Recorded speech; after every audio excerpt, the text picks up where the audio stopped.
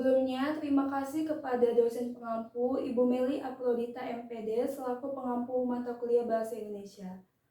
Perkenalkan, nama saya Nafisa Zulfa dengan NPM C1C024151 dari program S1 Akuntansi kelas 1D. Di sini saya akan mempresentasikan hasil penelitian saya dengan judul Faktor-faktor yang mempengaruhi tingkat pemahaman akuntansi. Baiklah, langsung saja yang pertama, latar belakang. Menurut Azwar, ada dua faktor penting yang mempengaruhi prestasi akademik seseorang, yaitu faktor internal dan juga faktor eksternal. Faktor internal meliputi faktor fisik dan psikologis. Kedua faktor tersebut memiliki peranan penting dalam menunjang prestasi akademik seseorang. Namun, mengingat motivasi belajar, gaya belajar, dan perilaku belajar merupakan bagian dari faktor psikologis atau internal, sehingga saya tertarik untuk mengetahui sejauh mana pengaruh motivasi belajar, gaya belajar, dan perilaku belajar terhadap tingkat pemahaman akuntansi. Selanjutnya, rumusan masalah. Di sini ada 3 rumusan masalah. Yang pertama, apakah motivasi dalam belajar mempengaruhi pemahaman akuntansi mahasiswa di program studi akuntansi Universitas Bengkulu? Yang kedua, apakah gaya belajar berpengaruh terhadap pemahaman akuntansi mahasiswa di program studi akuntansi Universitas Bengkulu?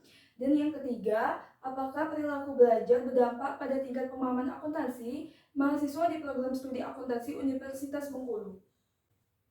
Lalu ada tujuan penelitian. Tujuan dari penelitian ini adalah untuk mendapatkan bukti empiris mengenai dampak, motivasi belajar, gaya belajar, dan perilaku belajar terhadap pemahaman akuntansi mahasiswa di program studi akuntansi Fakultas Ekonomi dan Bisnis Universitas Bengkulu. Kita langsung saja ke landasan teori. Yang pertama, tingkat pemahaman akuntansi. Menurut Rajmi, paham berarti memiliki arti benar atau mengerti benar. Sedangkan pemahaman adalah proses cara perbuatan memahami atau memahamkan. Yang kedua adalah motivasi belajar. Menurut Queswara, motivasi dipandang sebagai dorongan mental yang menggerakkan dan mengerahkan perilaku manusia termasuk perilaku belajar. Yang ketiga adalah gaya belajar. Modalitas belajar adalah suatu cara bagaimana otak menyerap informasi yang masuk melalui panca indera secara optimal. Modalitas belajar dapat dikarakteristikan menjadi gaya belajar auditori, visual, dan kinestik, dikutip dalam Tanta. Yang keempat yaitu perilaku belajar. Kebiasaan-kebiasaan mahasiswa akuntansi yaitu kebiasaan mengikuti pelajaran, kebiasaan membaca buku teks, kunjungan ke perpustakaan, dan kebiasaan menghadapi ujian, dikutip dalam Saryatun. Selanjutnya, metode penelitian. Adapun metode yang peneliti gunakan untuk mengumpulkan data adalah wawancara dengan teknik lanjutan berupa teknik observasi. Studi Giono berpendapat bahwa wawancara merupakan teknik pengumpulan data yang digunakan untuk mengumpulkan keterangan.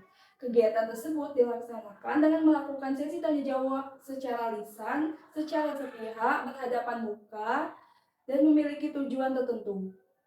Baiklah, langsung saja ke hasil penelitian. Hasil penelitian menunjukkan adanya hubungan positif antara motivasi belajar dengan pemahaman akuntansi.